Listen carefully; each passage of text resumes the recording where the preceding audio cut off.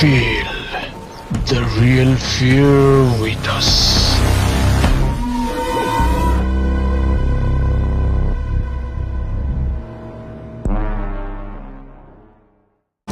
প্রিয় লিসেনার্স, আসসালামু আলাইকুম। Feel the real fear with us. দেশ ও দেশের বাইরে যেখান থেকে আফনান হরর ওয়ার্ল্ডের আজকের হরর নাইটের ৭৯তম আয়োজনের সাথে যুক্ত হচ্ছেন বা পরবর্তীতে হবেন, সকলকে জানাচ্ছি শুভেচ্ছা ও ভালোবাসা। আশা করি সবাই ভালো আছেন, সুস্থ আছেন।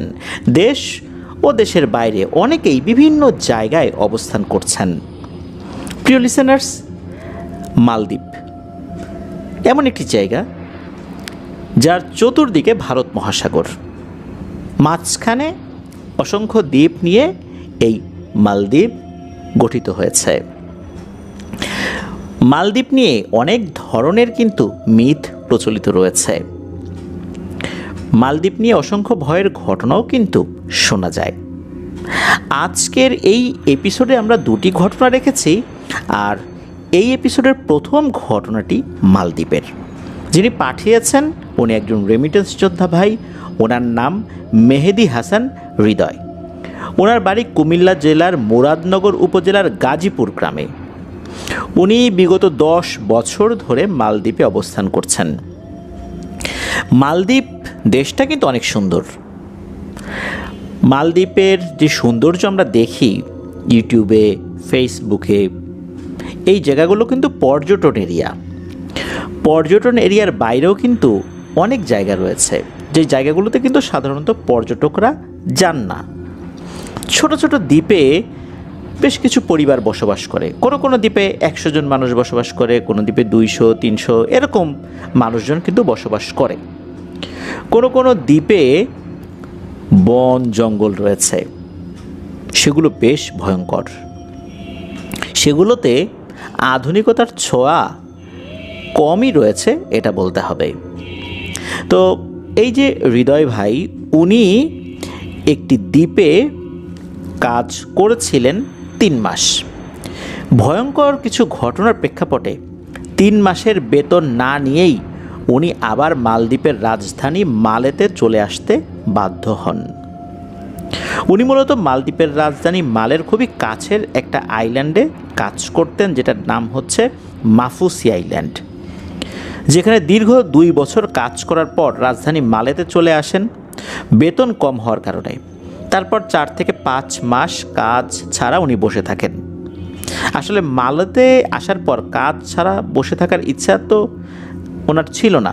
অনেক চেষ্টা করেছেন কাজের জন্য, কিন্তু কাজ পান নাই। আর পেলেও বিভিন্ন সমস্যা সেখানে ছিল, যার কারণে উনি কাজ করতে আসলে ভাবে পারেন নাই। মালেতে ওনার এক বন্ধু ছিল, ছোটোবেলার স্কুল লাইফের খুবই ঘনিষ্ঠ বন্ধু, যার নাম হচ্ছে রাজীব চন্দ্র পাল। সেও তার জন্য অনেক কষ্ট করেছে, বাট আসলে ওভাবে কাজ হয়নি। মালে থেকে দূরের আরেকটি আইল্যান্ডে 2018 সালের মার্চ মাসের 6 তারিখ থেকে একটি কাজ উনি করার জন্য যান। মূলত 2 তারিখে সেই আইল্যান্ডে গিয়েছিলেন। ওই আইল্যান্ডে আরেক বন্ধুর বড় ভাই, যার নাম হচ্ছে জসিম, তিনি ওই আইল্যান্ডে কাজ করতেন 2 বছর ধরে। তো ওখানে একটা কাজের ব্যবস্থা করে দিয়েছিলেন সেই জসিম ভাই। কাজটা মূলত একটি দোকানে ছিল। উনি যেখানে গিয়েছিলেন সেখানে টুকটাক গেস্ট আসতো, অত গেস্ট আসতো না, অর্থাৎ পর্যটক আসতো না, অল্প বিস্তর কিছু পর্যটক আসতো। এটা একটা এমন একটা শপ যেখানে বিভিন্ন ধরনের গিফট আইটেমগুলো কিনতে পাওয়া যায়। বিভিন্ন ধরনের জামা কাপড়, চম্বুকের তৈরি বিভিন্ন ধরনের কিছু দ্রব্য, খেলনা, এইগুলো। অনেকে আসেন, দেখা যাচ্ছে যে আমরা যখন কোথাও ঘুরতে যাই, যেখানে পর্যটকদের আনাগোনা বেশি হয়, সেখানে ছোট ছোট কিছু দোকান গড়ে ওঠে। এমন একটা দোকানে উনি কাজ পেয়ে যান। উনি যখন ওই আইল্যান্ডে পৌঁছান তখন সন্ধ্যা 6টার মতো বাজে। যাওয়ার পরে কেমন যেন একটা অদ্ভুত অনুভূতি শুরু হতে থাকে তার। আশেপাশের পরিবেশটা কেমন যেন নীরব নীরব আর খুব ভার ভার লাগছিল তার কাছে। এই যে বড় ভাই জসিম, উনি মূলত হৃদয় ভাইকে নেয়ার জন্য আগে থেকেই রেডি হয়ে বসেছিলেন। তার সাথে দেখা হয়, তিনিও অনেক খুশি এই হৃদয় ভাইকে পেয়ে। আইল্যান্ডে নামার পর হৃদয় ভাই একটা জিনিস লক্ষ্য করলেন যে সেখানে অনেক গাছপালা, জঙ্গল, আর যতগুলো ঘর বাড়ি উনি দেখলেন সবগুলোই অনেক আগের, অর্থাৎ পুরনো ধাঁচের ঘরবাড়ি। মানুষজন খুব একটা দেখা যাচ্ছিল না বললেই চলে। পরে হৃদয় ভাই ওই জসিম ভাইকে জিজ্ঞেস করলেন, আচ্ছা ভাই এই আইল্যান্ডটা এমন কেন? উনিও উত্তরে মুচকি হেসে বললেন, আরে লোকজন কম তো তাই এইরকম, তবে আইল্যান্ডটা অনেক সুন্দর। কেমন যেন মনে হলো যে জসিম ভাইয়ের মুচকি হাসির মধ্যে একটা রহস্য লুকিয়ে আছে। একটা রহস্যময় হাসি উনি হেসেছিলেন। কথা বলতে বলতে জসিম ভাইয়ের বাসায় চলে আসেন। বাসায় এসে তো হৃদয় ভাই একদম অবাক। অনেক পুরনো দিনের একটি ঘর। তো এই ঘরটা একটু ভিন্ন ধাঁচের, কেমন যেন খুব নিশ্চুপ টাইপের ঘর। 3টা রুম রয়েছে। 3টা রুমের মধ্যে 2টা আসলে ওইভাবে ব্যবহৃত হয় না। আর ওয়াশরুমটা রুমের সাথে। অদ্ভুত ব্যাপার হচ্ছে এই ওয়াশরুমের ভেতরে একটা অনেক বড় কুয়া আছে, যেটা থেকে গোসলের পানি থেকে শুরু করে নিয়ে অনেক ধরনের কাজেই সেই পানি ব্যবহার করা হয়। ওয়াশরুমের ভেতরে বড় একটা কুয়া, এইটা কিন্তু আমরা সচরাচর কল্পনা করতে পারি না, কারণ আমরা এটা দেখে অভ্যস্ত নই। গা ছমছম করার মতো একটা পরিবেশ ওখানে। হঠাৎ করেই জসিম ভাই বলল, খাওয়া দাওয়া করতে হবে রে, তাড়াতাড়ি ফ্রেশ হয়ে নে, ক্ষুধাও লাগছে। তো রাত তখন 8টা বাজে। 8টা মানে হচ্ছে ওই আইল্যান্ডে বেশ অনেক রাত। কিন্তু মালদ্বীপের রাজধানী মালে সহ বিভিন্ন পর্যটন এরিয়া যেগুলো রয়েছে, সেখানে কিন্তু সারা রাতই মানুষের চলাফেরা, হই হুল্লোড় এগুলো চলতে থাকে। তো যাই হোক, ফ্রেশ হয়ে খাওয়া দাওয়া শেষ করে রুমে আসছেন জসিম ভাই। হৃদয় ভাইকে ওনার ঘুমানোর রুমটা, অর্থাৎ হৃদয় ভাইকে ঘুমানোর রুমটা দেখিয়ে দিলেন। রুমটা হৃদয় ভাইয়ের রুমের পাশেই আর কি। রুমের সামনে একটা পেঁপে গাছ, সাথে আর একটা পেঁপে গাছের সাথে লাগোয়া নিম গাছ। গাছটা অনেক বড়, দেখে মনে হচ্ছে অনেক পুরনো একটি গাছ। সেখানে বসার মতো একটি জায়গা রয়েছে দরজার সামনেই। হৃদয় ভাইয়ের আবার সিগারেট খাওয়ার বদ অভ্যাস আছে। তো জসিম ভাই জিজ্ঞেস করলো যে, কিরে তোর কি সিগারেট খাওয়ার বদ অভ্যাস আছে নাকি? তো হৃদয় ভাই বলেন, হ্যাঁ আছে। তখন জসিম ভাই বলেন, আরে কোনো সমস্যা নাই, আমাদের দেশে তো ছোটরা বড়দের সামনে সিগারেট খায় না, এটা আমাদের দেশের সংস্কৃতি। তবে এখানে এই সংস্কৃতি খুব একটা মানা হয় না, আর আমরা তো আসছি অনেক দূর থেকে কষ্ট করার জন্য। এখানে ছোটো বড় নাই, সব বন্ধুর মতো ধরা সিগারেট। তো দুইজন মিলে সিগারেট খাওয়া শুরু করলেন। কথা বলতে বলতে এই জসিম ভাই এক পর্যায়ে বলে ওঠেন, তোকে কিছু কথা বলি, মনোযোগ দিয়ে শোন। যত কিছুই হোক না কেন, রাতের বেলা রুম থেকে একা একা বের হবি না, আর সিগারেট খাওয়ার জন্য এখানে এসে বসবি না। আমি সাথে আছি, এই জন্য তোকে সাথে নিয়ে বসলাম। আর রাতের বেলা ওয়াশরুমে গেলে দোয়া দুরুদ পরে ঢুকবি। আমাদের বাসার পেছনের দিকে টিনের চালে অনেক রকমের শব্দ হতে পারে। কোথা থেকে শব্দ হলো, কে শব্দ করলো, এসবের উৎস কিন্তু খুঁজতে যাবি না। আর পেঁপে গাছ আর নিম গাছের আশেপাশে কোনো রকমের ময়লা আবর্জনা ফেলা কিন্তু একদম নিষেধ। আর আমাদের বাসার আশেপাশে অনেক বিড়াল দেখতে পাবি, সেগুলোকে কখনো আঘাত করবি না বা বিরক্ত করবি না। শুধু আমাদের বাসা না, এই আইল্যান্ডের কোনো জায়গাতেই কোনো প্রাণীকে, বিশেষ করে বিড়ালকে আঘাত করবি না। এখানে অনেক বিড়াল দেখতে পাবি। খবরদার খবরদার, ভুল যেন না হয়। এই সমস্ত কথা শুনে হৃদয় ভাই তো একদমই অবাক। তার থেকেও বেশি ভয় পেয়েছিলেন, কারণ হচ্ছে ছোটোবেলা থেকে হৃদয় ভাই একটু ভীতু টাইপের, বিশেষ করে প্যারানর্মাল বিষয়গুলো নিয়ে উনি খুব ভয় পেতেন। তবে ওনার সাথে আগে কখনো প্যারানর্মাল কোনো বিষয় ঘটেনি, তারপর উনি সতর্ক থাকতেন আর কি। আরও বেশ কিছু প্রশ্ন যখন হৃদয় ভাই জসিম ভাইকে জিজ্ঞেস করলেন, তখন জসিম ভাই কিছুটা এড়িয়ে যান। এরপর অবশ্য হৃদয় ভাই তেমন একটা কিছু জিজ্ঞেস করেন নাই জোর করে। যাই হোক, সিগারেট খাওয়া শেষ করে দুজন ঘুমাতে গিয়েছেন। ওই দিন তো হৃদয় ভাই খুব ক্লান্ত, তাই তাড়াতাড়ি ঘুমিয়ে গিয়েছেন। ওই দিন রাতে আর কিছু হয়নি। সকালবেলা জসিম ভাই হৃদয় ভাইকে ওই দোকানের যিনি মালিক, অর্থাৎ যেই দোকানে কাজ করবেন হৃদয় ভাই, সেই দোকানের মালিকের সাথে পরিচয় করিয়ে দেন। দোকানটাও চিনিয়ে দেন, কীভাবে যেতে হবে, আসতে হবে। ওই দিন দুপুর থেকে কাজ শুরু হয়। দোকানে হৃদয় ভাই ছাড়া আর কেউ থাকবে না। প্রতিদিন সকাল 9টায় দোকান খুলতে হবে, রাত 11টায় বন্ধ করতে হবে। কাস্টমার থাকুক আর না থাকুক, 9টায় খুলতে হবে, 11টায় বন্ধ করতে হবে। নামাজ পড়ার সময় ছিল প্রতি ওয়াক্তেই। দোকানের আশেপাশের বর্ণনাটা আমরা একটু দেই। দোকানের সামনে ছিল অনেক বড় একটি কাঠের বাগান, বিভিন্ন ধরনের গাছপালা, একদম জঙ্গলের মতো হয়ে আছে। সূর্যের আলো ওখানে খুব একটা প্রবেশ করতো না। জঙ্গলের পরেই সাগর, আর সেই জঙ্গলের এক সাইড দিয়ে মালদ্বীপের জেলেরা মাছ ধরে ওখানে এসে আবার মাছ কাটাকাটি করে।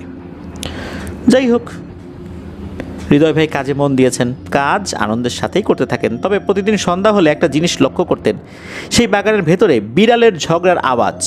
বিড়াল যখন অনেক রেগে থাকে তখন কেমন এক ধরনের গড়গড় গড়গড় আওয়াজ করে, আবার দুটো বিড়াল সামনে আসলে মারামারি করে, এক ধরনের শব্দ করে, ঝগড়া করে, ওইরকম আওয়াজ হতো। আর হৃদয় ভাই অধিকাংশ সময়ই দোকানের বাইরে বসে থাকতেন, ভেতরে খুব একটা ভালো লাগতো না। আর কাস্টমারও খুব কম থাকতো, তো দোকানের ভেতরে এসি ছিল, দীর্ঘ সময় আবার এসির মধ্যে থাকলে ঠান্ডা লাগতো, এই জন্য আবার বাইরে বের হয়ে আসতেন, কাস্টমার দেখলে ডাকতেন, তারপর দোকানের ভেতরে যেতেন, এভাবে আর কি, বাইরে থাকতেন ভেতরে থাকতেন, এভাবে নিয়েই সময়টা চলছিল। তো দিনের বেলায় হালকা পাতলা লোকজন দেখা যেত, সন্ধ্যার পরে একদমই লোকজন থাকতো না। তবে লোক থাকুক না থাকুক, ওই যে শর্ত ছিল দোকান 11টায় বন্ধ করতে হবে, মালিকের আদেশ, কেয়ার করা। প্রথম দিকে 2-1 দিন ওই যে বিড়ালের আওয়াজ ছাড়া তেমন কিছু হয়নি।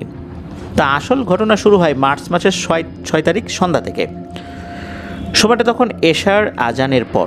উনি নামাজ পড়ে এসে দোকান খুলে বাইরে বসে চারদিকে দেখছেন যে লোকজন আসে কি না, কাস্টমার আসে কি না।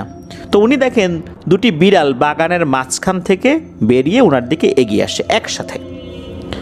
উনি তো নর্মাল মনে করে পাত্তা না দিয়ে উনি হাতে ফোন নিয়ে ফোনে কাজ করছেন আর কি। কিছুক্ষণ পর উনি খেয়াল করলেন বিড়ালগুলো ওনার কাছ থেকে প্রায় 10 থেকে 20 হাত দূরে একসাথে এক মনে এই হৃদয় ভাইয়ের দিকে তাকিয়ে আছেন অনেক সময় ধরে। বিড়ালগুলো দেখে কেন যেন মনে হচ্ছে এগুলো সাধারণ বিড়ালের আকৃতি থেকে কিছুটা বড়, অনেক বড় এটা বলা যাবে না, কিছুটা বড়। চোখগুলো কেমন যেন লাল বর্ণের, তবে একদম লাল টকটকে বিষয়টা এরকম না। ল্যাম্পপোস্টের আলোয় চকচক করছে চোখগুলো। তবে এদের বসার ধরনটা ছিল এমন যে বাঘ যেভাবে 2 পা সামনে দিয়ে বসে থাকে ওই রকম বিড়ালও কিন্তু এরকম বসে থাকে, এইভাবে 2 পা সামনে দিয়ে খুব রাগান্বিত চোখে বসে আছে অনেকক্ষণ ধরে, এবং এক দৃষ্টিতে এই দুটো বিড়ালই হৃদয় ভাইয়ের দিকে তাকিয়ে আছে। হৃদয় ভাই মোবাইল ব্যবহারের পাশাপাশি একটু আর চোখে দেখার চেষ্টা করছেন বিড়াল দুটো কী করে। উনি দেখেন যে ওই বিড়াল দুটো একই রকমভাবে ভয়ঙ্কর চাহনি নিয়ে একভাবে তাকিয়ে আছে হৃদয় ভাইয়ের দিকে। দীর্ঘ সময় ধরে একই রকমভাবে একদম মূর্তির মতো নড়াচড়া ছাড়া ওভাবে 2 পা সামনে দিয়ে তাকিয়ে আছে। একটা ভয় তো কাজ করাটাই স্বাভাবিক, তাই না? হৃদয় ভাই চুপ করে দাঁড়িয়ে দোকানের ভেতরে চলে আসেন। ওখানে তো বসেছিলেন, পরে দোকানের ভেতরে চলে আসছেন। ভয় কাটানোর জন্য ওনার ফোনে সূরা ইয়াসিন ছেড়ে দেন। এরপর রাত 11টা বাজলে দোকান বন্ধ করে বাসার দিকে রওনা দেন। বলে রাখা ভালো, ওনার দোকান থেকে বাসার যেই দূরত্বটা এটা 4 থেকে 5 মিনিটের পায়ে হাঁটা পথ, কিন্তু ওনাকে সেই কাঠ বাগানের ভেতর দিয়ে যেতে হবে। ওনার দোকানের সামনে যেই ল্যাম্প পোস্ট সেটার আলোতে কিছুটা আলোকিত থাকে, কিন্তু মাঝ বরাবর কিন্তু একদমই অন্ধকার। আর কাঠ বাগান পেরিয়ে একটি পরিত্যক্ত বাড়ি, সেই বাড়ির 10 থেকে 15 হাত সামনে আরেকটি ল্যাম্প পোস্ট, সেটাই কিছুটা আলো থাকে। এরপর সেই বাসা, যেই বাসায় উনি থাকা শুরু করেছেন, অর্থাৎ হৃদয় ভাই থাকা শুরু করেছেন। উনি তো ওই সেদিনের মতো বাসায় চলে আসেন কোনো সমস্যা ছাড়াই, ওই কাঠবাগানের ভেতর দিয়ে আসতে কোনো অসুবিধা হয়নি। তো খাওয়া দাওয়া শেষ করে রুমে এসে উনি শুয়ে পড়েছেন। উনি দেখেন জসিম ভাই ঘুমিয়ে আছেন। রাত তখন 11:20 কি 30 বাজে আর কি। ওনার সেদিন হঠাৎ কেমন যেন লাগছে, ঘুম আসছে না। এর মধ্যে হঠাৎ পাশের রুম থেকে কেমন যেন একটা বাচ্চার চাপা কান্নার আওয়াজ ভেসে আসে। হঠাৎ করে উনি কোনো ভয় পেয়ে যান আর কি, এরকম শব্দ শুনলে ভয় পাওয়াটাই স্বাভাবিক। সেই রুমগুলো উনি দেখেছেন, সেখানে পুরাতন কিছু আসবাবপত্র এবং রাজমিস্ত্রি আগে কাজ করেছে এমন কিছু সরঞ্জাম রাখা। রাজমিস্ত্রিরা কাজ করার জন্য যেই ধরনের যন্ত্রপাতি ব্যবহার করে সেগুলো এক পাশে থাকতে থাকতে অনেক সময় জং ধরে যায়। তো ওই রকম কিছু জং ধরা জিনিসপত্র ওখানে কিন্তু ছিল, যেগুলো রাজমিস্ত্রিরা ব্যবহার করতো নির্মাণ কাজে। তো এগুলো রাখা, এছাড়া আর কিছু নাই। তো সেখান থেকে বাচ্চার আওয়াজ কিভাবে আসে? মনে হচ্ছে যে না, এখন একটা না, কয়েকটা বাচ্চা মিলে কান্নাকাটি করছে, এবং এদের কান্নার আওয়াজ এতটা মায়াবী আর সুন্দর। কান্নার আওয়াজ যদি সুন্দর হতে পারে, এটা আসলে এই কান্নার আওয়াজ না শুনলে বোঝা যেত না। যে কোনো কঠিন হৃদয় নরম হতে কিন্তু বাধ্য এই কান্নার আওয়াজ শুনলে। প্রায় 10 থেকে 15 মিনিট ধরে এই কান্নার আওয়াজ চলতে থাকে, এরপরে বন্ধ হয়ে যায়। এর বেশ কিছুক্ষণ পর হঠাৎ উনি শুনতে পান টিনের চালে একটা অদ্ভুত শব্দ। আমরা যদি টিনের চালে শুকনো বালি ছুঁড়ে মারি কেমন আওয়াজ হবে, ঠিক তেমন আওয়াজ হয়। মনে হচ্ছে বৃষ্টি শুরু হলো নাকি। তো উনি কৌতূহলবশত আবার দেখতে বের হয়েছেন যে ঘটনাটা কি। তো উনি যখন বাইরে বের হয়েছেন উনি দেখেন নিম গাছের ওই জায়গা থেকে হিজাব পরা 13 থেকে 14 বছর বয়সী একটা মেয়ে হেঁটে হেঁটে সেই পরিত্যক্ত রুমের দিকে চলে গেল। উনি এক সাইড থেকে শুধু দেখলেন। উনি তখন ওই মালদ্বীপের ভাষায় জিজ্ঞেস করেন যে এই কে ওখানে। কোনো উত্তর না দিয়ে ওই মেয়েটা সোজা ওই রুমের ভিতরে ঢুকে যায়। তখন এই হৃদয় ভাইয়ের শরীরটা কেমন যেন ভার হয়ে যায়, হালকা মাথা ব্যথাও করছে। তখন কেমন অন্য ধরনের একটা অনুভূতি ওনার ভিতরে কাজ করছে। উনি চিন্তা করেন কী ব্যাপার, এইখানে এই মেয়েটা কোথায় যায়, বিপদে টিপদে পড়ে নাকি। উনি সাহস করে আস্তে আস্তে ওই রুমের দিকে যেতে থাকেন। তো বলে রাখা ভালো, ওই পরিত্যক্ত 2 রুমে বিদ্যুতের লাইন থাকলেও কোনো লাইট ছিল না। হঠাৎ করে ওনার সামনে দিয়ে একটা ছোট্ট বাচ্চা দৌড় দিয়ে চলে যায়, মানে এই রুম থেকে ওই রুমে চলে যায়। অনেক সময় ছোট বাচ্চারা দৌড়ানোর সময় মা মা বলে ডাকে না, তো ওই রকম মালদ্বীপের ভাষায় মা মা বলে ডাকতে ডাকতে রুমে ঢুকে যায়। তো রাস্তার পাশের যে ল্যাম্পপোস্ট সেটার হালকা আলোতে যতটুকু বুঝতে পারলেন যে এই বাচ্চার শরীরে তেমন কিছু নাই, বলতে শুধু পরনে হালকা একটা জিনিস রয়েছে, এছাড়া শরীর ফাঁকা। এদিকে হৃদয় ভাই আস্তে আস্তে হাঁটতে হাঁটতে ওই রুমের কাছে চলে আসছেন। সেখানে সেই মেয়েটিকে উনি দেখতে পান। উনি দেখেন মেয়েটি বসে আছে রুমের এক কোণে হাঁটু গেড়ে, মাথা নিচের দিকে দিয়ে।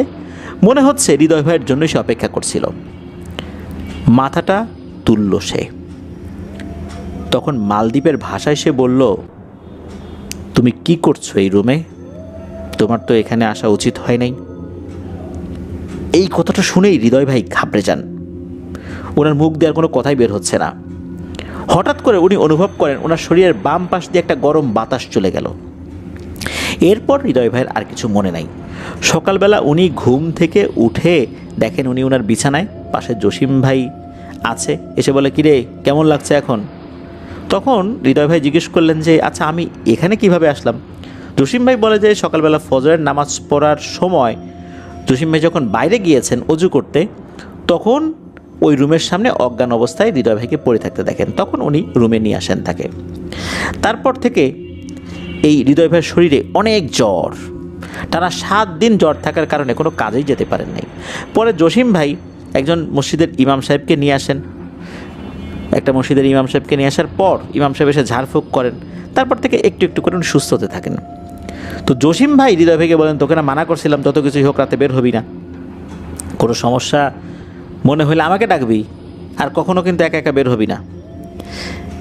এই তো গেল এই ঘটনা। এর বেশ কিছুদিন পর একদিন দোকানের ভেতরে উনি বসে আছেন, অর্থাৎ হৃদয় ভাই বসে আছেন। রাত তখন আনুমানিক 10টা কি 10:30 হবে। কিছুক্ষণ পরে দোকান বন্ধ করে দেবেন, রাত 11টা বেজে যাবে। হঠাৎ করে উনি শোনেন সেই বিড়ালের ঝগড়ার আওয়াজ। তখন উনি বাইরে গিয়েছেন, গিয়ে দেখেন 2টো বিড়াল একদম দোকানের দরজার সামনে 2 পাশে বসে আছে। একটা বিড়াল কালো আর একটা বিড়াল সাদা। এমনভাবে বসে আছে মনে হচ্ছে যে হৃদয় ভাইকে বাইরে বের হতে দেবে না। এই বিড়ালগুলো ছিল সাধারণত আমরা যে বড় আকারের বিড়াল দেখি তার তুলনায় অনেক বড়। প্রথম দিকে যখন যেই 2টো বিড়াল দেখেছিলেন এগুলো কিন্তু একটু বড় ছিল, অনেক বড় না। কিন্তু এই বিড়াল 2টো অনেক বড়, চোখগুলো অনেক ভয়ঙ্কর। বিড়ালগুলোর চোখে হৃদয় ভাইয়ের চোখ পড়তেই কেমন যেন অদ্ভুত এক ভয়ের শিহরণ ওনার শির দ্বারা বেয়ে নেমে যায়। উনি আবার চুপচাপ দোকানের ভেতরে এসে চেয়ারে বসে পড়েন। এর কয়েক মিনিট পর উনি দেখেন যে একটা বিড়াল দোকানে ঢুকে একটা কাপড়ের র্যাক যেটা ছিল এটার উপর উঠে বসে পড়ে, একদম ওনার থেকে 4 থেকে 5 হাত সামনে। বসেই কেমন যেন রাগান্বিত চোখে ওনার দিকে এক দৃষ্টিতে তাকিয়ে থাকে আর কি। ব্যাপারটা আসলে খুব অস্বস্তির ব্যাপার, ভয়ও লাগছিল হৃদয় ভাইয়ের। উনি তো ঘামছেন সমানে। দোকানের মধ্যে তো এসি ছিল, এসির ভেতরে উনি ঘামছেন। দোকানের ভেতর টেম্পারেচার মনে হচ্ছে হঠাৎ করে পরিবর্তন হয়ে যায়, হঠাৎ করে মনে হচ্ছে অনেক গরম। এই এসি কিন্তু দুপুর থেকে চালিয়ে রাখা, এসির টেম্পারেচার 21-এ দেয়া। দুপুর থেকে যদি 21-এ টেম্পারেচার থাকে তাহলে কিন্তু রুম অনেক ঠান্ডা হয়ে যায়, দীর্ঘ সময় ধরে চলছে। কিন্তু হৃদয় ভাইয়ের কাছে মনে হচ্ছে রুমটা আগুনের মতো গরম হয়ে গেছে। তো উনি তেমন কিছু না বুঝেই একটা মারাত্মক ভুল করে ফেলেন। দোকানে ঝাড়ু দেওয়ার জন্য যে ঝাড়ুটা আছে, এই ঝাড়ুটা নিয়ে ওই বিড়ালকে উনি তাড়াতে চান। তবে উনি সফলও হন, বিড়ালটা বের হয়ে যায়। বিড়ালটাকে যে আঘাত করবেন এমন ইচ্ছা ছিল না, ভয় দেখিয়ে বের করে দেন আর কি। বিড়ালটা গড় গড় গড় গড় আওয়াজ করতে করতে বের হয়ে যায়। তো উনি যখন ওই বিড়ালটিকে দরজা থেকে বের করে দিয়েছেন, এরপর উনি আবার কাউন্টারে ফেরত আসেন। তখন উনি অনুভব করেন ওনার সমস্ত শরীরটা অসম্ভব রকমের ভার হয়ে গেছে, মনে হচ্ছে অনেক ওজনের কিছু ওনার গায়ে পড়েছে। ঠিক তখনই উনি জোরে জোরে লা ইলাহা ইল্লাল্লাহু মুহাম্মাদুর রাসূলুল্লাহ, এই কালেমা তৈয়বা উনি জোরে জোরে 2 বার মুখ দিয়ে বের করেছেন। এরপরই মনে হলো বিদ্যুতের বেগে একটা হ্যাচকা টানে কেউ একজন ওনাকে দোকান থেকে বাইরে বের করে নিয়ে আসলো। মনে হলো চোখের পলকে উনি দোকানের ভেতর থেকে বাইরে চলে আসছেন, অথচ কাউন্টার থেকে বাইরে আসতে কমপক্ষে 20 থেকে 25 কদম হাঁটতে হয়। উনি বলতে পারেন না কিভাবে উনি এত দ্রুত বাইরে বের হয়ে আসলেন। উনি দেখেন যে আশেপাশে কেউ নাই। উনি দ্রুত সিগারেট ধরান, ওনার কাছে সিগারেট ছিল, তাড়াহুড়া করে একটা সিগারেট ধরান। তখন ওনার শরীরটা হালকা হয়ে যায়। মনে হলো 25 কেজি বা তার থেকেও বেশি বা 50 কেজি ওজন ওনার শরীর থেকে নেমে গেল, এতটা হালকা উনি অনুভব করেন। সেদিনের মতো উনি তো রুমে চলে আসছেন দোকান বন্ধ করে। পরদিন সকালবেলা আবার দোকানে গিয়েছেন। তারপর থেকে শুরু হয় মাথা ব্যথা আর জ্বর। এমন মাথা ব্যথা যে উনি দোকানে বসতেই পারছিলেন না। পরে উনি রুমে চলে আসেন। তো রুমে এসে কিছু খেয়ে অর্থাৎ মেডিসিন খেয়েছেন আর কি, মেডিসিন জাতীয় কিছু খেয়েছেন। এরপর আল্লাহর রহমতে উনি একদম সুস্থ। সমস্যা হয় কি, উনি যখনই দোকানে যান সুস্থ শরীরে, দোকানে যাওয়ার সাথে সাথে ওনার প্রচণ্ড রকমের মাথা ব্যথা শুরু হতে থাকে এবং জ্বর আসে। সুস্থ মানুষ দোকানে ঢোকার সাথে সাথে মাথা ব্যথা এবং জ্বর হওয়া এটা নিশ্চয়ই স্বাভাবিক কোনো বিষয় নয়। উনি মালিককে বিষয়টা জানান। মালিক কিন্তু আগে থেকেই জানতো এসব সমস্যা, কিন্তু উনি তো কাউকে কিছু বলবেন না।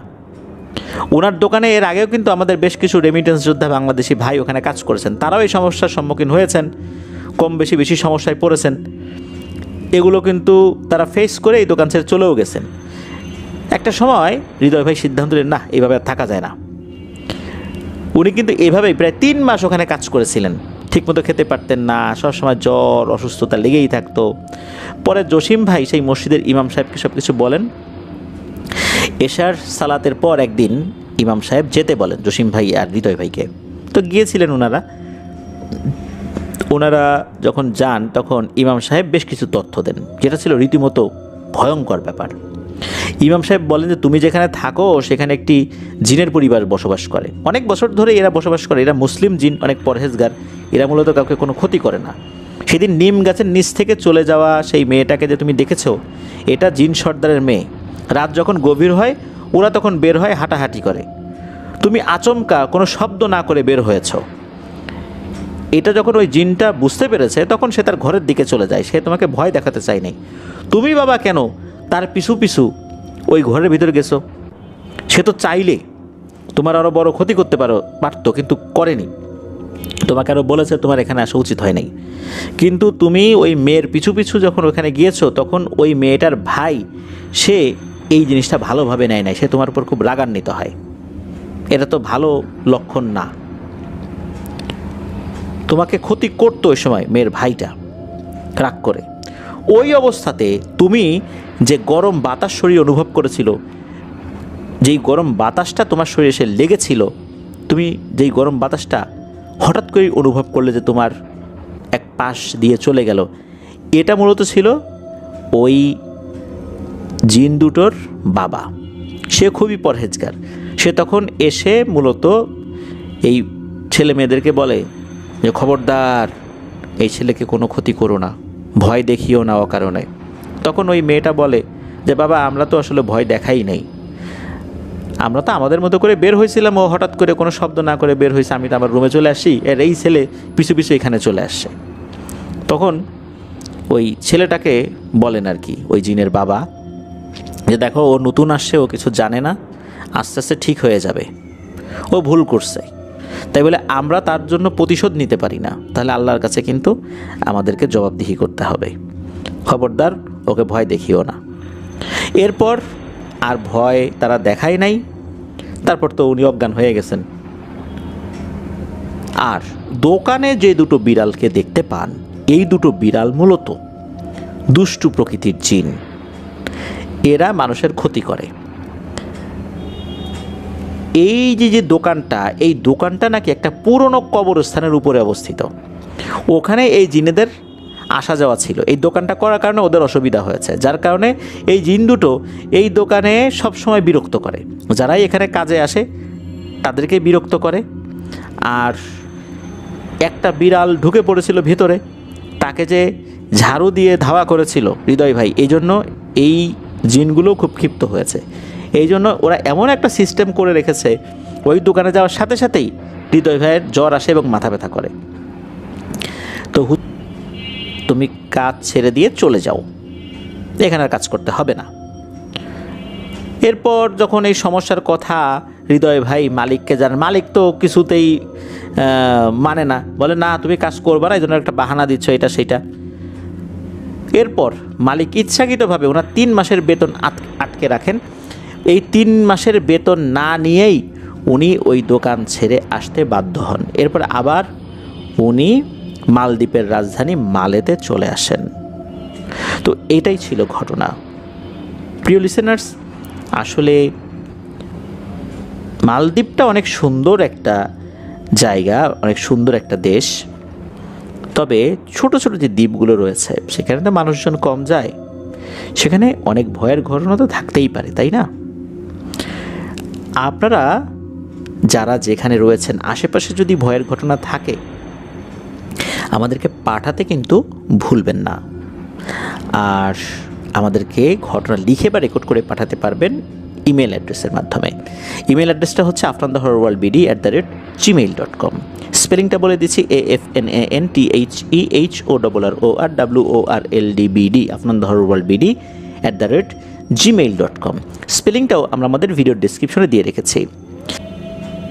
ঘটনা কেমন লাগছে তা জানিয়ে এই ভিডিওর কমেন্ট সেকশনে কমেন্ট করতে পারেন। এছাড়া আমাদের ফেসবুক পেজ এবং গ্রুপ তো রয়েছে আপনাদের হরর ওয়ার্ল্ড নামে, সেখানে গিয়েও আপনারা আপনাদের মতামত জানাতে পারেন।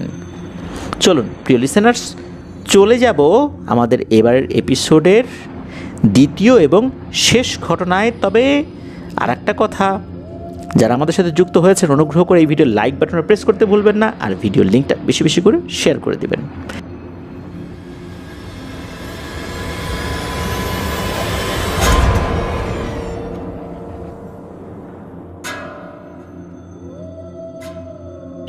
প্রিয় লিসেনার্স, আমাদের হরর নাইটের ৬৮তম আয়োজনে রবিতান্ত্রিকের একটি ঘটনা আমরা শেয়ার করেছিলাম।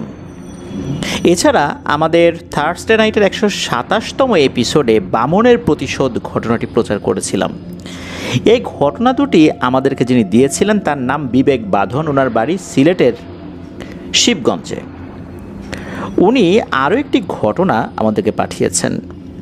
ছোটবেলা থেকেই বিভিন্ন জায়গায় উনি ঘুরে বেড়ান, অতি প্রাকৃত জিনিসের প্রতি ওনার প্রবল আগ্রহ।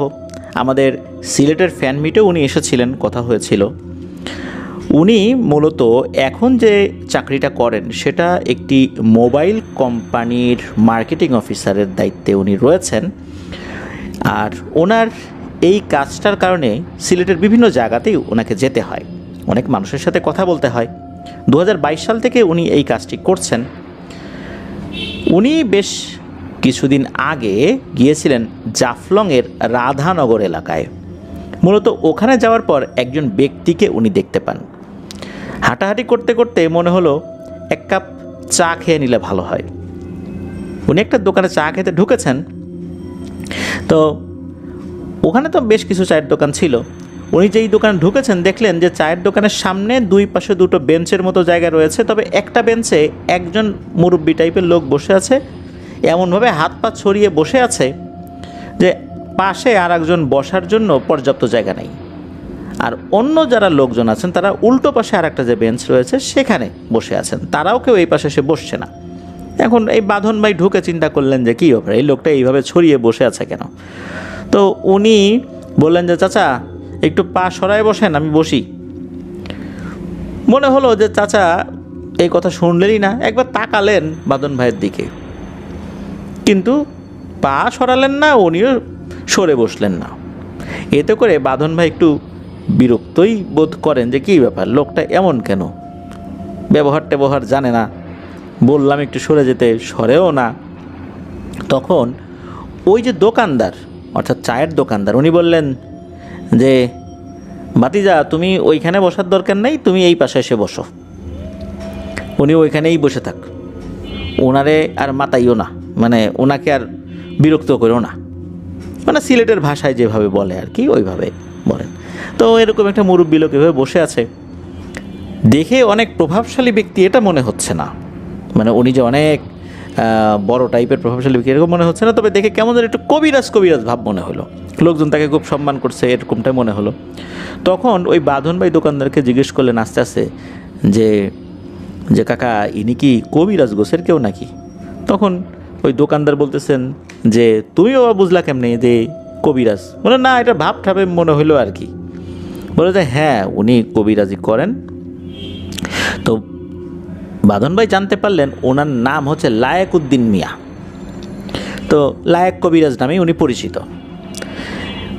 এখন ওই মুরব্বী কিন্তু ওখানেই বসে আছেন, তারপরও বাঁধন ভাই আসলে খুব একটা সাহস হচ্ছে না ওনার সাথে কথা বলার, কারণ ওই যে বাঁধন ভাই বলছেন যে চাচা একটু পাটা সরাই বসেন। উনি একটু বিরক্তি নিয়ে বাঁধন ভাইয়ের দিকে তাকিয়েছেন। উনি হয়তো বা বাঁধন ভাইয়ের সাথে খুব একটা কথা বলতে রাজি হবেন কি হবেন না এটা বুঝতে পারছেন না আর কি। তো যখনই কবিরাজের কথা শুনছেন তার সাথে তো একটু কথা বলার আগ্রহ বাঁধন ভাই ফিল করছেন যে তার সাথে একটু কথা বলি, অতিপ্রাকৃত কোনো বিষয় সে জানে কি না। যাই হোক, তার সাথে একটা পর্যায়ে কথা বলেন। তখন ওই কবিরাজ বলেন যে আজকে তো বাবা তোমার সাথে আর কথা বলতে পারবো না, আজকে সময়ও নাই, আর একদিন আইসো। ওই দিন অবশ্য বাঁধন ভাইয়েরও সময় ছিল না যে আরেকটু অনুরোধ করবেন যে না কাকা বলেন, আসলে ওরকম কোনো সুযোগ ছিল না। বেশ পরন্ত বিকেল টাইমে এরকম ঘটনাটা ঘটছে, তো তাকেও তো আবার সিলেট শহরে চলে আসতে হবে, এই জন্য উনি আবার সিলেটের দিকে চলে আসেন। পরবর্তীতে উনি গিয়েছিলেন আবার সেই রাধানগরে, জাফলংয়ের রাধানগরে সেই লায়েক কবিরাজের খোঁজে। তবে খুঁজতে খুব বেশি সমস্যা হয়নি, অনেক মানুষই তাকে চেনে, ওনার বাড়িতেও চলে আসেন। তো একা অবশ্য যান নাই, ওই রাধানগরে ওনাদের ওই মোবাইল কোম্পানিরই এক রিটেইলারের মাধ্যমে গিয়েছিলেন, তাকে সাথে নিয়ে গিয়েছিলেন, কারণ লোকাল লোক তো, লোকাল লোক সাথে নিয়ে গেলে একটু সুবিধা হয় আর কি, পরিচিত থাকে একে অন্যের সাথে, তখন সেও কথা বলতে একটু স্বাচ্ছন্দ্য বোধ করে। তো ওখানে গিয়ে ওই ব্যক্তিকে পেয়েও যান, অর্থাৎ লায়েক কবিরাজকে পেয়েও যান। তখন কবিরাজ দেখেই চিনতে পারছেন যে তুমি আসছো, দোকানে তো দেখা হয়েছিল তোমার সাথে, আমাকে সরে বসতে বলছিলা, চিনতে পারছি তোমাকে। এরপর তার সাথে বিভিন্ন ধরনের কথাবার্তা বলতে থাকেন।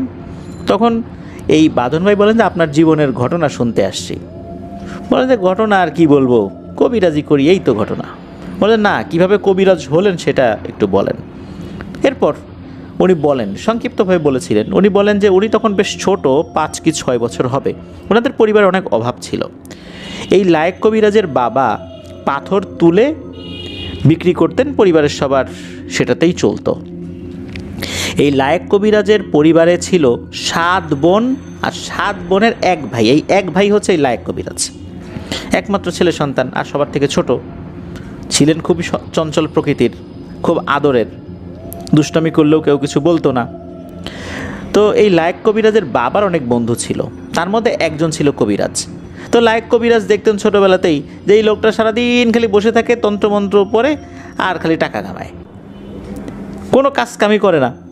অথচ তাদের অঞ্চলের অনেকেই নদী থেকে পাথর তোলে, কত কষ্ট হয়, আর এই লোকটা চেয়ারে বসে খালি ফু দেয় আর মানুষ তাকে টাকা দিয়ে চলে যায়, আর গ্রামের সবাই তাকে সম্মানও করে। তো এই কাজ সে করে ছোটোবেলা থেকেই। এই লায়েক কবিরাজ তাকে দেখে খুব বিরক্তই হতো, তো সারাটা দিন মানুষ কত কাজ করে আর এই লোক খালি বসে বসে টাকা কামায়, মনে মনে এটা দেখে তাকে গালি টালি দিত আর কি। কিন্তু এই লোকটা বেশ সম্মানের সাথে চলতো। অথচ লায়েক কবিরাজ ভাবতেন যে আমার বাবা সৎ পথে কত কষ্ট করে টাকা উপার্জন করে, এত কষ্ট করে আমাদের এতগুলো ভাই বোনের পরিবার চালায়, আর এর কোনো অভাবই নেই। কি আজব! একদিন হলো কি, একটা লোক, এক প্রভাবশালী লোক আর কি ওই এলাকার, এই লায়েক কবিরাজের বাবাকে অযথাই চোরের একটা অপবাদ দিয়ে বসে, তুই চোর, তুই আমার পাথর চুরি করছিস, পাথর চুরি করে আরেকজনের কাছে বিক্রি করে দিয়েছিস। তো লায়েক কবিরাজের বাবাকে যারা চিনতেন তারা কিন্তু ভালো করে জানতেন যে তার দ্বারা এই কাজ হওয়া সম্ভব না, কারণ ছোটোবেলা থেকেই সে খুবই সৎ একজন মানুষ, কারো 2 টাকা মেরে খাওয়ার লোক না, কারো জিনিস পড়ে থাকলেও সে ধরবে না, এই স্বভাব তার। সে অন্যের পাথর চুরি করে বিক্রি করে দিবে, এটা তো হতে পারে না। এখন তারও পক্ষের তো কিছু লোক আছে, অর্থাৎ লায়েক কবিরাজের বাবার পক্ষের তো কিছু লোক আছে, তারও বন্ধুবান্ধব আছে। তারা তখন ওই প্রভাবশালী ব্যক্তিকে জানালো যে আচ্ছা তুমি যে বলতেছো যে এ চুরি করছে, তোমার কাছে কোনো প্রমাণ আছে, প্রমাণ করতে পারবা? অযথা এই লোকটার নামে এরকম অহেতুক মিথ্যা কথা বলতেছো। তখন বলে যে হ্যাঁ প্রমাণ করতে পারবো। কি প্রমাণ চাও? ওই এলাকার যে কবিরাজ আছে সে যদি জিন চালান দিয়ে বলে তাহলে তোমাদের চলবে? বলে হ্যাঁ চলবে। এদিকে ওই কবিরাজও তো লায়েক কবিরাজের বাবার বন্ধু, সে চিন্তা করছে যে কবিরাজ কি আর আমাকে বিপদে ফেলবে, সে সত্য কথাই বলবে, মিথ্যা কথা তো আর বলবে না। তো এই প্রস্তাবটা লায়েক কবিরাজের বাবাও মেনে নেন, যে হ্যাঁ ঠিক আছে আমি মেনে নিলাম, যদি ওই কবিরাজ বলে যে কথা বলবে সেটা আমি মেনে নেব। তো ওই কবিরাজের কাছে যায়, কবিরাজের কাছে সবাই মিলে যাওয়ার পর কবিরাজ বলে ঠিক আছে আধা ঘন্টা সময় দাও, আমি আসতেছি, এই বলে সে একটা ঘরে চলে যায়। আধা ঘন্টা পরে বের হয়ে এসে বলে যে হ্যাঁ কথা সত্য, এই লোক চুরি করছে। এই কথা শোনার সাথে সাথে লায়েক কবিরাজের বাবা উনি এতটাই মনক্ষুণ্ণ হয়েছিলেন, এতটাই কষ্ট পেয়েছিলেন যে এরকম একটা মিথ্যা কথা এই কবিরাজ আমার বন্ধু হয়ে বলতে পারল। সে নিশ্চয়ই এই লোকের কাছ থেকে টাকা খেয়েছে, টাকা খেয়ে আমার বিরুদ্ধেও এই মিথ্যা অপবাদটা দিল। যেহেতু সেও এই বিষয়টা মেনে নিয়েছিল যে কবিরাজ যেটা বলবে সে সেটা মাথা পেতে নেবে, তাই চুরির অপবাদ মাথা পেতে নিয়ে সে ওই এলাকায় চোর বলে সাব্যস্ত হলো। অথচ উনি মোটেও এই কাজটি করেন নাই। ওনার পরিচিত বন্ধুবান্ধবরাও এটা বিশ্বাস করতে চাইলেন না, তারাও বুঝতে পারছেন এখানে কোনো ঘাপলা আছে, কিন্তু সে তো চোর অপবাদ পেয়েই গেল। যেহেতু সে মেনে নিয়েছিল যে কবিরাজের কথা সে মেনে নিবে, এই জন্য তো চোর অপবাদটা তাকে নিতেই হবে। রাগে, দুঃখে, ক্ষোভে, মনের কষ্টে গলায় দড়ি দিয়ে আত্মহত্যা করেন লায়েক কবিরাজের বাবা। ছোটবেলায় লায়েক কবিরাজ এই ভয়ঙ্কর এক প্রতারণামূলক এক জাল উনি দেখেছিলেন, কিভাবে তার বাবাকে চোরের অপবাদ দিয়ে চোর সাব্যস্ত করে তাকে মৃত্যুর মুখে ঠেলে দিতে তারা বাধ্য করেছে। এই জিনিসটা দেখে আসলে লায়েক কবিরাজ মনে মনে চিন্তা করছেন যে আমিও কবিরাজ হব, এর থেকেও বড় কবিরাজ হয়ে একে একটা শিক্ষা দেব। তো এভাবেই উনি বদলা নেয়ার জন্য ধীরে ধীরে কবিরাজি বিদ্যা উনি শিক্ষা করতে থাকেন। এভাবেই উনি কবিরাজ হয়ে ওঠেন। আসলে এই কথা বলে উনি শেষ করেছেন, কিভাবে কোন ধাপে ধাপে কবিরাজ হয়েছেন এই বিষয়টা আসলে ওইভাবে না বললেও এই লায়েক কবিরাজ কোন কোন বিষয়ে সিদ্ধ করেছেন, অর্থাৎ কোন কোন বিষয়ে বশ করেছেন, এই বিষয়টা যখন জিজ্ঞেস করেছেন তখন লায়েক কবিরাজ বলে ওঠেন কর্ণ পিশাচিনী। এটা শোনার সাথে সাথে বাঁধন ভাই তো চমকে উঠছেন, কর্ণ পিশাচিনী, এটা তো খুব ভয়ঙ্কর জিনিস, এটা কীভাবে বশ করলেন? তখন লায়েক কবিরাজ জানান যে, অবশ্য প্রথমে জানাতে চান নাই, পরে একটা সময় বলছেন যে এই জিনিসটা খুবই কঠিন একটা কাজ। লায়েক কবিরাজ তো মুসলিম, তো মুসলিমদের পক্ষে এটা করা খুবই কঠিন, আর এটা যেই করুক সে কোনো ধর্মকর্ম পালন করতে পারবে না, সে যেই ধর্মেরই হোক না কেন, সে হোক হিন্দু, হোক মুসলিম, হোক সে বৌদ্ধ, হোক সে খ্রিস্টান, কারণ ধর্মের সব নিয়মকানুন বাদ দিয়ে শুধু ওই কর্ণ পিশাচিনীর কথাই শুনতে হবে, সে যা চায় সেটা করতে হবে। এমনিতেও ছোটোবেলা থেকে উনি ধর্মকর্ম কম করতেন, অর্থাৎ লায়েক কবিরাজ ধর্মকর্ম খুবই কম করতেন। একটা পর্যায়ে কর্ণ পিশাচিনীকে বশ করার জন্য উনি ধর্মকর্ম একদমই ছেড়ে দেন। এক হিন্দু তান্ত্রিকের মাধ্যম দিয়ে এই কর্ণ পিশাচিনী বশ করার কাজ শুরু করেন। কারণ কর্ণ পিশাচিনীর যে সাধনা, এটা গুরু ছাড়া এই সাধনা করা অসম্ভব। কেউ যদি গুরু ছাড়া এই সাধনায় বসে, ধরে নিতে হবে সে নিজেই তার মৃত্যুকে সাধনা করে ডেকে আনছে তাকে হত্যা করার জন্য। এই সাধনা করার অনেকগুলো নিয়ম রয়েছে। এমন একটা নির্দিষ্ট স্থান বেছে নিতে হবে যেখানে বসে সাধনা করা হবে। হোক সেটা নিজের ঘর, জঙ্গল, পাহাড়, যেটাই হোক না কেন। আর যতটুকু সম্ভব সেই জায়গা ময়লা এবং অপবিত্র করতে হবে। সাধারণত এই ধরনের সাধনার ক্ষেত্রে পাক পবিত্র জায়গায় আমরা বসার কথা শুনি, কিন্তু এই কর্ণ পিশাচিনীর সাধনায় ময়লা এবং অপবিত্র করতে হবে ওই জায়গাটা। 2টা মালা তৈরি করে রাখতে হবে। 3 ভাবে এই কর্ণ পিশাচিনীকে আহ্বান করা যায়। 1, মা রূপে, যে ছেলের মতো লালন পালন করবে, তেমন কোনো ক্ষতি করবে না, কারণ মা কখনো ছেলের ক্ষতি চায় না। 2 হলো বোন রূপে। এই রূপে কর্ণ পিশাচিনীকে বশ করতে চাইলে করতে পারবে, ভাই বোনের সম্পর্ক থাকবে, তবে ক্ষতি করার সম্ভাবনাটা বেড়ে যায়। কারণ ভাই বোনের মধ্যে কিন্তু মান অভিমান হয়ে থাকে, ভাই বোনের মধ্যে অনেক সময় ঝগড়াঝাটি হয়, ক্ষতিও করে একজন আরেকজনকে। আর শেষটা হলো স্ত্রী রূপে।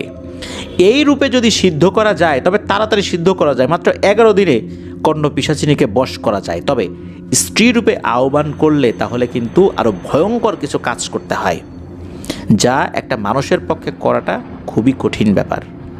আর স্ত্রী রূপে যদি কেউ আহ্বান করে তাহলে তার ক্ষতির মাত্রা আরও বেড়ে যায়, কারণ স্বামী স্ত্রীর মধ্যে ঝগড়া হয়, মারামারি হয়, অনেক ধরনের সমস্যা কিন্তু হয়।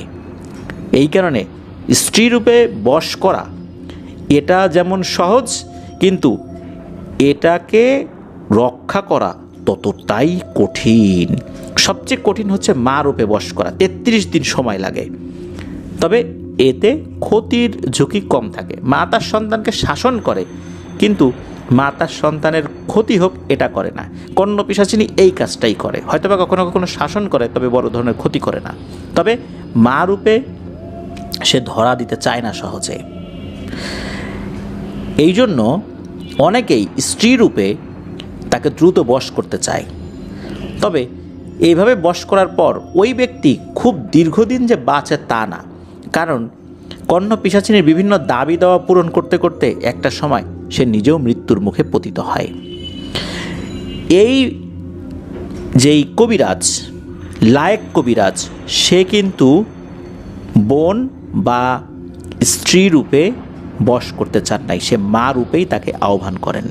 33 দিন কঠোর সাধনা করে, যে জায়গাতে সে বসেছিলেন 33 দিন ওখানেই কাজ করতে হবে, খাবার দাবার জরুরত সবই ওই জায়গাতেই করতে হবে। 11 দিন ওরকম করতে হবে। এরপর যত নোংরা আবর্জনা ওখানে হবে সব নিজের গায়ে লাগাতে হবে। 21 দিন পর আরও বেশ কিছু নোংরা কাজ করতে হবে। 21 দিনের পর 25 নম্বর দিন থেকে আশেপাশের পিশাচগুলো এসে বিরক্ত করতে শুরু করবে, বিভিন্ন ভয়ঙ্কর রূপে আসতে থাকবে, যাতে করে কর্ণ পিশাচিনীকে বশ করতে সে না পারে। এরপর 32তম দিনে কর্ণ পিশাচিনী এসে হাজির হবে। ওই যে 2টা মালার মধ্যে একটা নিজে পরবে, আর একটি মালা নিজের হাতে সাধককে পরিয়ে দেবে, আর 33তম দিনে পুরোপুরিভাবে সিদ্ধ হয়ে যাবে। এই কাজটাই এই লায়েক কবিরাজ করেছিলেন। এর মধ্যে আরও অনেক কাজ করতে হয়, যেটা লায়েক কবিরাজ বাঁধন ভাইকে বলেন নাই। উনি বারবার একটা কথাই বলেছিলেন, গুরু ছাড়া এই কর্ণ পিশাচিনীর সাধনা একদমই অসম্ভব। প্রত্যেকটা পদক্ষেপ গুরুর কথা অনুযায়ী করতে হবে। প্রতিদিনের যেই অগ্রগতি সেটা গুরুকে জানাতে হবে। গুরু সেই বিষয়টা বুঝে শুনে পরবর্তী দিনে কি কাজ করতে হবে সেটা বলবেন। এভাবেই কর্ণ পিশাচিনীকে বশ করতে হবে। কর্ণ পিশাচিনী কানের কাছে এসে সারাক্ষণ বিভিন্ন বিষয় বলতে থাকবে, বিরক্ত হওয়া যাবে না। এটাই এই সাধনার অন্যতম জিনিস। অনেক ভয়ঙ্কর কাজগুলো কর্ণ পিশাচিনীকে দিয়ে করিয়ে আনা যায়। তবে যত যাই হোক না কেন, মারাত্মক ঝুঁকি কিন্তু থেকেই যায়। কর্ণ পিশাচিনীকে বশ করার পর কী ধরনের ঘটনা ঘটেছিল সেটা এখনও লায়েক কবিরাজ না বললেও বাঁধন ভাই কিন্তু লেগে আছেন লায়েক কবিরাজের সাথে। ওনার কাছ থেকে ঘটনা উনি সংগ্রহ করবেনই। আমরাও শুনব কিভাবে কর্ণ পিশাচিনীকে দিয়ে ভয়ঙ্কর কিছু কাজ লায়েক কবিরাজ করেছিলেন। প্রিয় লিসেনার্স, নিশ্চয়ই বুঝতে পেরেছেন কর্ণ পিশাচিনীর যে সাধনা, এটা যারা করবেন তারা কোনো নির্দিষ্ট ধর্মের অনুসারী হতে পারবেন না। ধর্মকর্ম ছেড়ে দিতে হবে। নির্দিষ্ট ধর্মের অনুসারী হয়ে এই কাজ করা যায় না। কর্ণ পিশাচিনীকে উপাসনা করাই আর একটা ধর্ম, তার সাধনাটাই একটা ধর্ম, যার কারণে প্রচলিত কোনো ধর্মের অনুসারী হয়ে এটা করা যায় না। এই জন্য যারা এই কাজগুলো করেন তারা পিশাচ সাধক হিসাবে পরিচিতি পান। আমরা অপেক্ষা করব কী ধরনের ঘটনা আমরা বাঁধন ভাইয়ের কাছ থেকে পরবর্তীতে পেতে পারি। প্রিয় লিসেনার্স, বাঁধন ভাই আপাতত এ পর্যন্তই আমাদেরকে পাঠিয়েছেন। আমরা পরবর্তী ধাপের জন্য অপেক্ষায় থাকব। আজকের এপিসোড এ পর্যন্তই ছিল। সবাই ভালো থাকবেন, সুস্থ থাকবেন। আসছে বৃহস্পতিবার আমাদের থার্সডে নাইটের আরও একটি আয়োজন নিয়ে ইনশাল্লাহ আপনাদের সাথে ঘটনা শেয়ার করতে আসব। আমার জন্য দোয়া করবেন, আমার পরিবারের জন্য দোয়া করবেন, আপনাদের জন্য দোয়া রইল, আপনাদের পরিবারের প্রত্যেকের জন্য দোয়া রইল। মহান আল্লাহ সুবহানাহু ওয়া তাআলা আমাদেরকে ভালো রাখুন, সুস্থ রাখুন, নিরাপদে রাখুন, আফনান দাহর ওয়ার্ল্ডের সাথে রাখুন। আসসালামু আলাইকুম।